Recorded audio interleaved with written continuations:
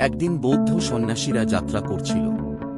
তাদের মধ্যে একজন ছিলেন জ্যেষ্ঠ সন্ন্যাসী এবং অন্যজন ছিলেন কনিষ্ঠ সন্ন্যাসী। যাত্রার সময় তারা একটি উত্তাল নদীর কাছে এসে পৌঁছাল এবং নদীর তীরে দাঁড়িয়েছিলেন এক যুবতী।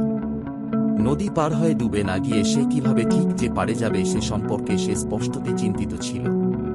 কনিষ্ঠ সন্ন্যাসী কোনো চিন্তা না করেই তার পাশ দিয়ে সোজা হয়ে চলে গেলেন এবং নদী পার হয়ে গেলেন।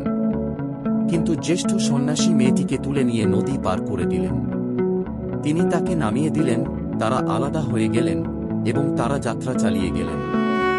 যাত্রা চলাকালীন জ্যেষ্ঠ সন্ন্যাসী কনিষ্ঠ সন্ন্যাসীর মনে কিছু চিন্তা দেখতে পেলেন। তিনি জিজ্ঞাসা করলেন কি হয়েছে, এবং কনিষ্ঠ সন্ন্যাসী জবাব দিলেন, আপনি তাকে কিভাবে এমন করে বহন করতে পারলেন?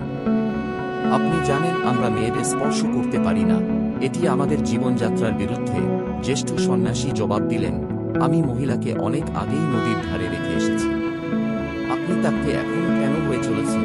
জ্যেষ্ঠ সন্ন্যাসী ভালো কারণেই নিয়ম ভঙ্গ করেছিলেন। কাজটি শেষ হয়ে গেলে তিনি তাকে নামিয়ে দিলেন এবং চলতে থাকলেন।